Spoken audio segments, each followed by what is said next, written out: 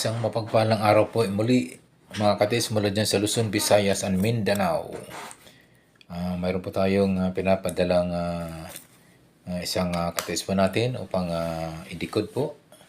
At nagpatulong po ito sa pag-analisa.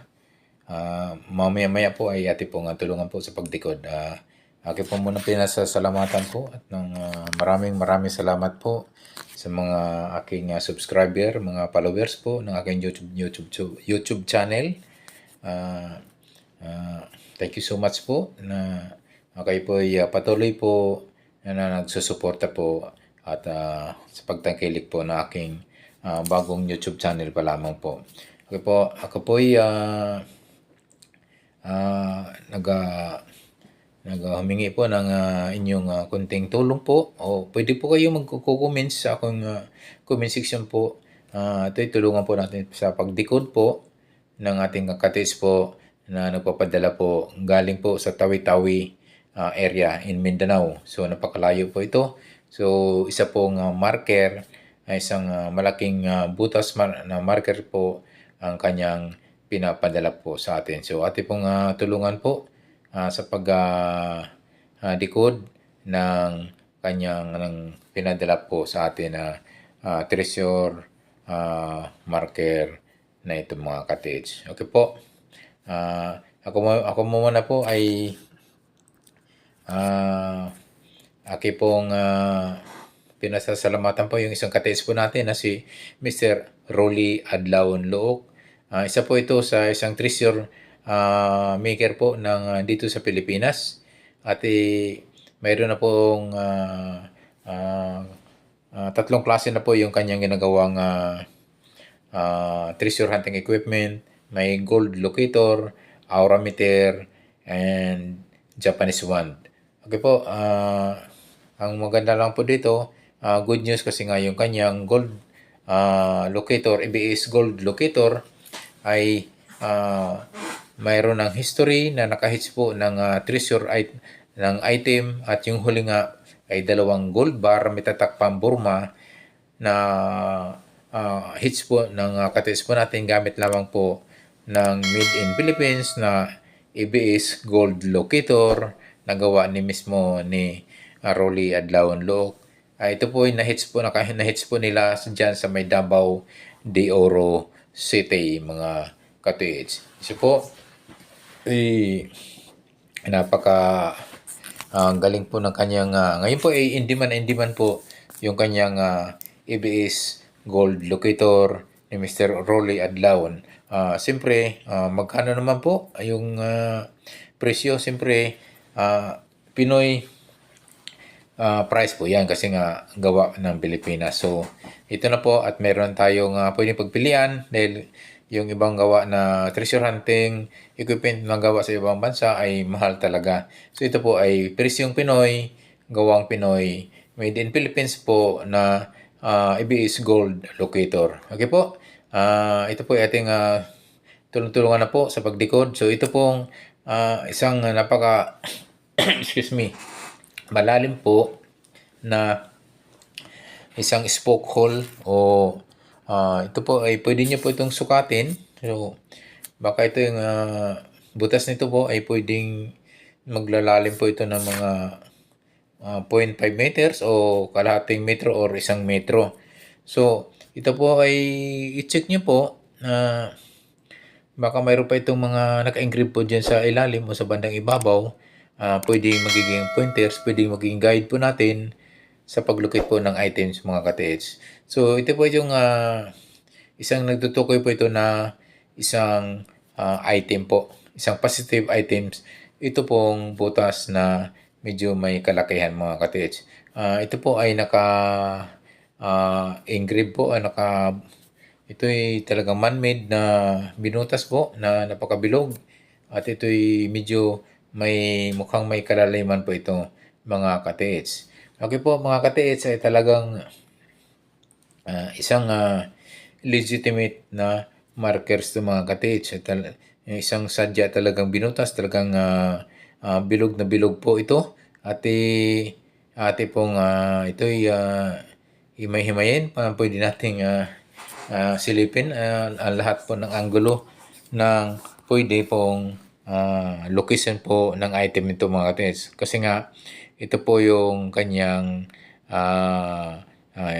bilog at yung butas ay nag-represent po yan na item po mga katiits. Positive item. Okay po mga katiits. I-check nyo po yung bandang in between south and west mga katiits. Kasi nga, pwede po magiging sukat po yung ating yung lalim po ng butas ito mga katiits. Kasi nga, minsan yun ang ginagawa ng mga Japanese at magaling talaga sila pwedeng kung saan sila pwedeng gamitan ng mga secret system o mga systemize nila na pwedeng malaman ang mga distansya po kung saan po yung area po na pwede nilang tinago o nakatagong mga valuable items mga katiits. Okay po, bindang sa pagitan po ng south and west, pwede nyo pong tingnan sa layo po ng 1 to hanggang 3 meters. Kung ito pong pinadalang ng katiits natin na marker nito ay kung hindi ganong kalayuan,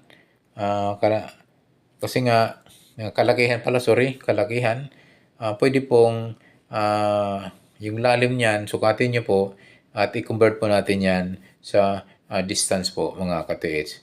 So ito po mga katiits ay isang magandang marker ito. Talagang positive po yung item. Pwede nyo pong tingnan po yung paikot nito. Pwede na rin nyo pong i-check po mismo yung bato. Kung ito yung malapad na marker nito, pwede nyo pong i-detect po ng metal detector or gold locator mga katiits. Ito mismo, itong mismong bato nito. Pwede nyo pukpukin yan mga katiits ng solid o pwedeng maso or martilyo. Ang kabuhan po itong bato nito. Baka pwedeng rock enclosure mga katiits. Kasi nga pag medyo kalakihan na stone marker o mga big boulder markers na big boulder sign, ang mayroong possible items niyan na mismo sa rock enclosure o sa loob ng bato. Pukpukin nyo po yan ng maso, malaman nyo kung solid at malaman nyo kung ampaw. Pag medyo ampaw at possible po na may item po yan sa loob. So, ito po yung apat na anggulo. Tingnan nyo po yung apat na anggulo mula east, west, north, and south. So,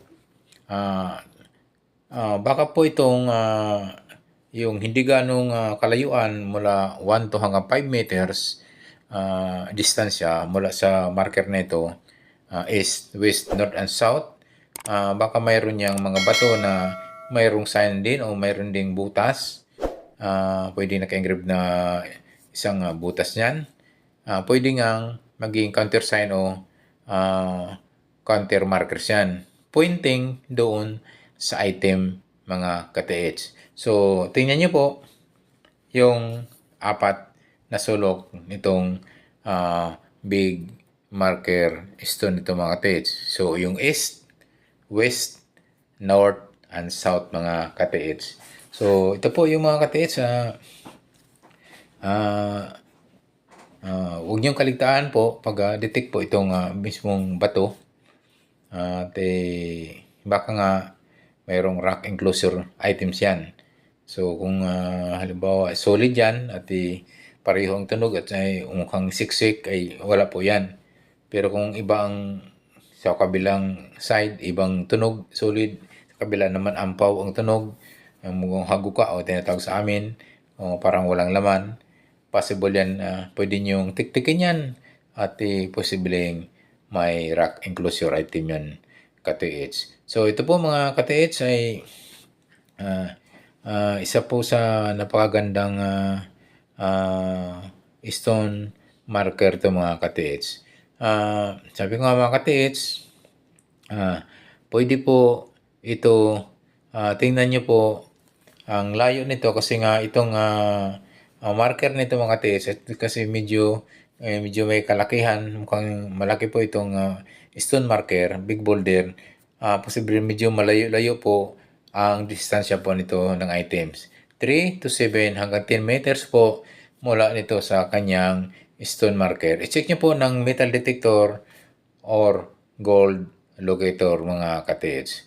Okay po mga katiits, sana po ay ate pong malukit na po yung item. Kung sundan nyo lang po yung pattern, sundan lang po yung aking ginaid po na posible po yung item ay naroon. So mga katiits, sabi nga yung pagdedecode, hindi po talaga 101% na malukit po yung items kasi nga nagbibis lang po tayo sa mga pointing, aruhid, mga nakaguhit ng mga marker dyan, sign, symbols sa stone marker na yan, treasure stone marker na yan. So mga katiits, dyan mismo sa bato may mga katiits ay yun nga, check nyo po yung bandang south kasi nga mukhang mayroong parang nagiging medyo nauka po yung pagka butas nito na malaki at parang yung pagbuhusan mo ng tubig ito pag napuno ay dadaloy doon sa kanyang bandang south area. So itry nyo po dyan sa kanyang kumababa. Kahit mga 3 to o hanggang 10 meters po ang layo kasi nga ito mukhang may kalakihan na big boulder na po ito na marker sign o big boulder sign po nito mga katiits. Okay po mga katiits, sana po ay ating matulungan po. Pwede po tayong